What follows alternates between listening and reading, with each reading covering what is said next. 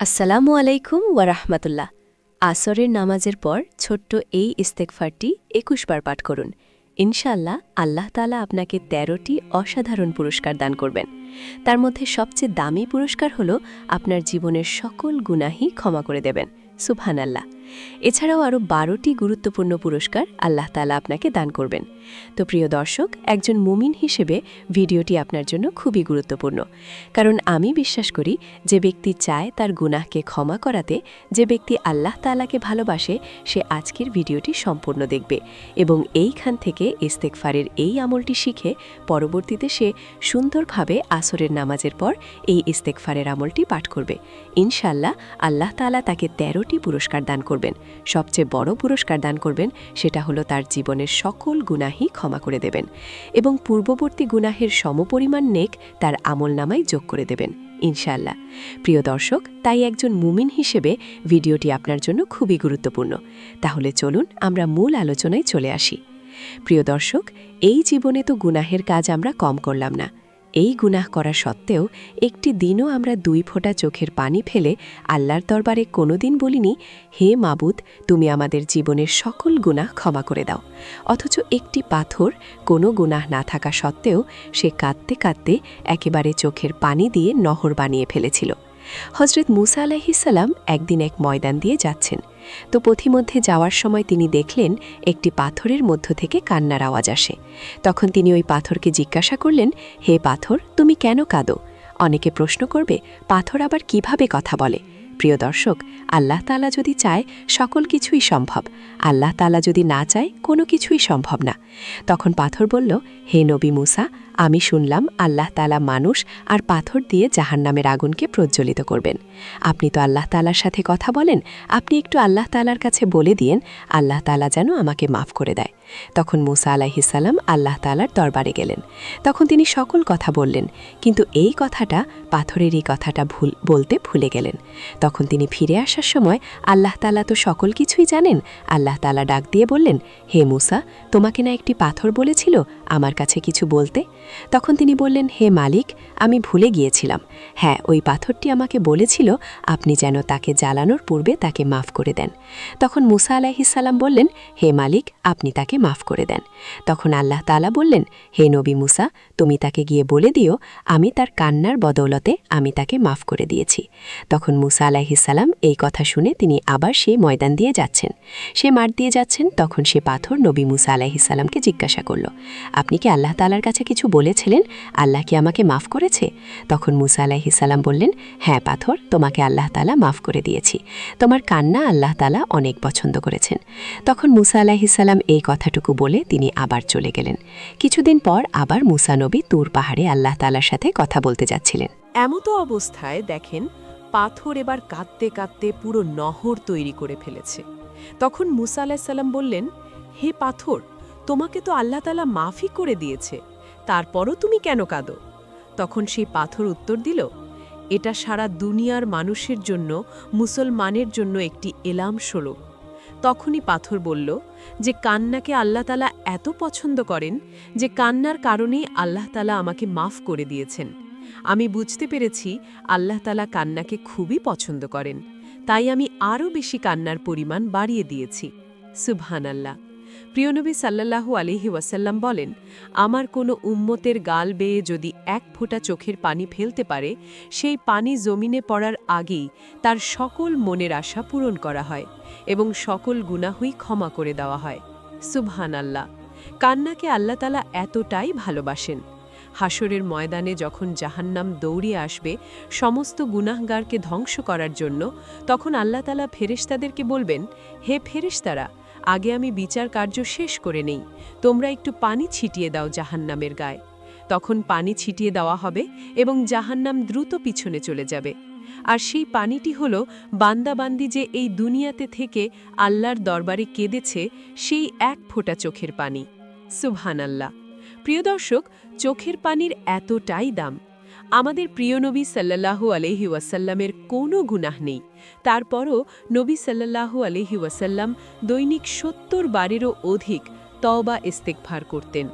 অথচ আমাদের গুনাহের কোনো শেষই নেই। আমরা একটুও ভয় করি না আল্লাহ তাআলাকে। আমরা একটুও ভয় করি না আল্লাহ তাআলার ওই কঠিন আযাবকে। প্রতিনিয়ত আমরা গুনাহ করেই যাচ্ছি। প্রিয় দর্শক, তাই আজকের ভিডিওতে যেই আমলটির কথা বলবো, উক্ত আমলটি আমরা সুন্দরভাবে শিখে আল্লাহর দরবারে উক্ত আমলটি আমরা করব ইনশাআল্লাহ। আল্লাহ তাআলা আমাদের সকল গুনাহই ক্ষমা করে দিবেন। সুবহানাল্লাহ। নবীজি হাদিসের মধ্যে বলেন, হে আমার উম্মত, তোমরা যদি গুনাহ না করতে এবং গুনাহ করে সাথে সাথে আল্লাহর দরবারে ক্ষমা না চাইতে, তাহলে আল্লাহ তাআলা তোমাদেরকে উঠিয়ে নিত। আল্লাহ তাআলা দুনিয়াতে এমন একদল জাতি প্রেরণ করত যারা গুনাহ করত এবং আল্লাহ তাআলার কাছে সাথে সাথে ক্ষমাও চাইত। সুবহানাল্লাহ। প্রিয় দর্শক, ক্ষমাকে আল্লাহ তাআলা এতটাই ভালোবাসেন। তাই আসুন আজকের এই ভিডিওর আমলটি আমরা মনোযোগ সহকারে করি। প্রিয় দর্শক, এই দিনের সময়ের মধ্যে একটি গুরুত্বপূর্ণ সময় হচ্ছে আসরের নামাজের পরের সময়টুকু। এই সময়ে আল্লাহ তাআলার দরবারে কোনো বান্দাবান্দি যদি কিছু চায়, আল্লাহ তাআলা সাথে সাথে তার মনের আশা পূরণ করেন। তো আমলটি করার জন্য আপনাকে সর্বপ্রথম পবিত্রতা অর্জন করতে হবে। আর পবিত্রতা হলো ঈমানের অঙ্গ। নবী সাল্লাল্লাহু আলাইহি ওয়াসাল্লামের হাদিস, যে ব্যক্তি অপবিত্র থাকে তার কোনো ঈমানই নেই, কারণ পবিত্রতা হচ্ছে ঈমানের অঙ্গ। তারপর আপনি আসরের নামাজটুকু সুন্দরভাবে আদায় করবেন। তারপর আসরের নামাজ আদায় করার পর সুন্দরভাবে ধ্যানে বসবেন।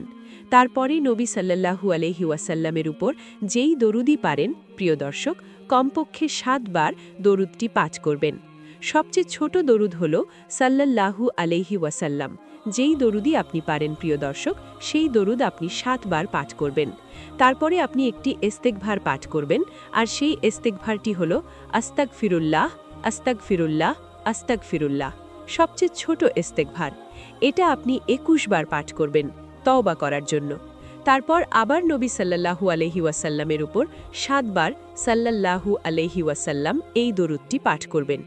এইবার আল্লাহ তাআলার দরবারে মোনাজাত করিয়া সকল গুনাহের জন্য ক্ষমা চাইবেন। আল্লাহ তাআলা এই ইস্তেগফারের বরকতে সকল গুনাহই ক্ষমা করে দিবেন ইনশাআল্লাহ। এছাড়াও আপনাকে 13টি উত্তম পুরস্কার দান করবেন। তার মধ্যে সবচেয়ে বড় পুরস্কার হল সকল গুনাহ ক্ষমা করে দিবেন। এছাড়াও অন্য পুরস্কারগুলো হল আপনার দিলের মধ্যে আল্লাহ তাআলার রহমত দান করবেন, গায়েব খাজানা থেকে রিজিকের ব্যবস্থা করবেন, আপনার রিজিকের দায়িত্ব আল্লাহ তাআলাই নিয়ে নেবেন, আমলের মধ্যে আপনার মন বসিয়ে দিবেন, শয়তানের কুমন্ত্রণা থেকে আল্লাহ তাআলা আপনাকে বাঁচিয়ে দিবেন এবং উত্তম নেক সন্তান দান করবেন। ফসল আদি সকল কিছুর মধ্যে বরকত দান করবেন, রিজিকের মধ্যে বরকত দান করবেন, অন্তরের মধ্যে নূর দান করবেন এবং কলবের মধ্যে নূর দান করবেন। তখন আপনি দেখবেন যত আমল করবেন তত আমলই ভালো লাগে। ওই যে সকল গুনাহ ক্ষমা হয়ে গেছে এবং শয়তান আপনার অন্তর থেকে চলে গেছে।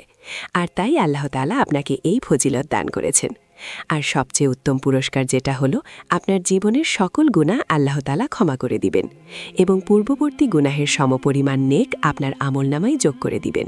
তাই আসুন প্রিয় দর্শক, আমরা উক্ত আমলটি করে আল্লাহর দরবার থেকে সকল গুনাহ ক্ষমা করিয়ে নিই।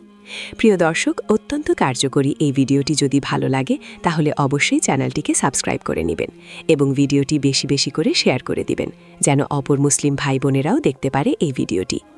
প্রিয় দর্শক, এই ইস্তেগফারের আমল যখন আপনি আসরের পর নিয়মিত পালন করবেন, তখন আপনার দিলের ভেতর একটা অদ্ভুত শান্তি অনুভব করবেন, যা আগে কখনো অনুভব করেননি। গুনাহের যে ভার আপনার অন্তরকে চেপে ধরে রেখেছিল, সেটা ধীরে ধীরে হালকা হতে শুরু করবে এবং দিলে একটা হালকা অনুভূতি আসবে, যেন কোনো বোঝা নেমে গেছে। আপনার নামাজের সময় মনোযোগ বাড়বে, রুকু সিজদায় দিল আরও বেশি উপস্থিত থাকবে, আল্লাহর কাছে কান্না আসার মতো অবস্থা তৈরি হবে। প্রিয় দর্শক, এই আমলের বরকতে আল্লাহ আপনার রিজিকের দরজা খুলে দেবেন। এমন জায়গা থেকে রিজিক আসবে যা আপনি কল্পনাও করেননি। আপনার ঘরে শান্তি ফিরে আসবে, পরিবারের সদস্যদের মধ্যে ভালোবাসা বৃদ্ধি পাবে, ছোট ছোট ঝগড়া বিবাদ কমে যাবে এবং ঘরের পরিবেশ হয়ে উঠবে প্রশান্তিময়। আপনার দৈনন্দিন জীবনে যে অস্থিরতা ছিল সেটা কমে যাবে, মন সবসময় আল্লাহর জিকিরের দিকে ঝুঁকে থাকবে। প্রিয় দর্শক, এই 13টি পুরস্কারের মধ্যে অন্যতম হল আল্লাহ আপনার দিলে রহমত নাজিল করবেন, যার ফলে আপনার অন্তর নরম হয়ে যাবে, অন্যের প্রতি দয়া বাড়বে, কষ্ট দেওয়া থেকে দূরে থাকবেন। গায়েবের খাজানা থেকে রিজিকের ব্যবস্থা হবে এমনভাবে যে আপনি চিন্তা করবেন এটা কিভাবে সম্ভব হলো, কিন্তু আল্লাহর কুদরতের কাছে সব সম্ভব। আপনার রিজিকের দায়িত্ব আল্লাহ নিজে নিয়ে নেবেন, ফলে আপনার চিন্তা কমবে, টেনশন কমবে, জীবন সহজ হয়ে উঠবে, আমলের প্রতি মন বসবে, নামাজ রোজা জিকির সবকিছুতে আনন্দ অনুভব করবেন, যেন আমল করতে করতে সময় কেটে যাচ্ছে। শয়তানের ওয়াসওয়াসা থেকে আল্লাহ আপনাকে হেফাজত করবেন। মন্দ চিন্তা মন্দ কাজ থেকে দূরে রাখবেন। উত্তম নেক সন্তান দান করবেন, যারা আপনার জন্য দোয়া করবে। আপনার মৃত্যুর পরও সওয়াব পৌঁছাবে। ফসল জমি ব্যবসা সবকিছুতে বরকত আসবে। যেখানে আগে কম হতো সেখানে বেশি হবে আল্লাহর রহমতে। রিজিকে বরকত আসবে, অল্প টাকায়ও অনেক কাজ হয়ে যাবে। অন্তরে নূর আসবে, কলবে নূর আসবে, ফলে আপনার মুখমণ্ডল উজ্জ্বল হয়ে উঠবে। লোকে দেখে বলবে এই ব্যক্তির মধ্যে কি যেন আলো আছে। প্রিয় দর্শক, এই আমলের বরকতে আপনার জীবনের সকল গুনাহ মাফ হয়ে যাবে। পূর্বের গুনাহের সমান নেকি যোগ হবে, আমলনামা ভারী হয়ে যাবে। এই ১৩টি পুরস্কারের প্রতিটি আপনার দুনিয়া পরকালের জন্য অমূল্য। আপনি যদি এই আমল নিয়মিত করেন, তাহলে দেখবেন আপনার দিলে আল্লাহর ভয় বাড়বে, গুনাহ করার সাহস কমে যাবে। প্রতিদিন আসরের পর এই ছোট্ট আমলটি করতে করতে আপনার জীবন বদলে যাবে ইনশাআল্লাহ। প্রিয় দর্শক, এই আমলের ফজিলত অপরিসীম, কারণ এটা সরাসরি গুনাহ মাফের আমল এবং আল্লাহর রহমত লাভের আমল। আপনি যদি আন্তরিকতার সাথে করেন, তাহলে আল্লাহ আপনার দোয়া কবুল করবেন, আপনার হাজত পূরণ করবেন। এই আমল করার পর আপনার মনে একটা তৃপ্তি আসবে, যেন দিলটা পরিষ্কার হয়ে গেছে। প্রিয় দর্শক, চোখের পানি যদি আসে তাহলে আরও ভালো, কারণ কান্নার সাথে ইস্তেগফার করলে আল্লাহ আরও বেশি রহম করেন। আপনার পরিবারের জন্য এই আমল করুন, তারাও উপকৃত হবে। এই ১৩টি পুরস্কারের মধ্যে যে নূরের কথা বলা হয়েছে, সেই নূর আপনার দিলকে আলোকিত করবে। আপনি সঠিক সিদ্ধান্ত নিতে পারবেন, জীবনের পথ সহজ হয়ে যাবে। প্রিয় দর্শক, এই আমলটি আপনার সন্তানদেরও শেখান, তারা ছোট থেকেই ইস্তেগফারের অভ্যাস করুক। আল্লাহ আপনার সকলকে হেফাজত করুন, গুনাহ থেকে দূরে রাখুন। এই আমলের বরকতে আপনার জীবন সুখময় হোক, শান্তিময় হোক ইনশাআল্লাহ। প্রিয় দর্শক, ভিডিও ভালো লাগলে লাইক করুন, শেয়ার করুন, সাবস্ক্রাইব করুন, যাতে আরও মানুষ উপকৃত হয়। আল্লাহ হাফেজ ও আসসালামু আলাইকুম ওয়া রাহমাতুল্লাহি ওয়া বারাকাতুহু।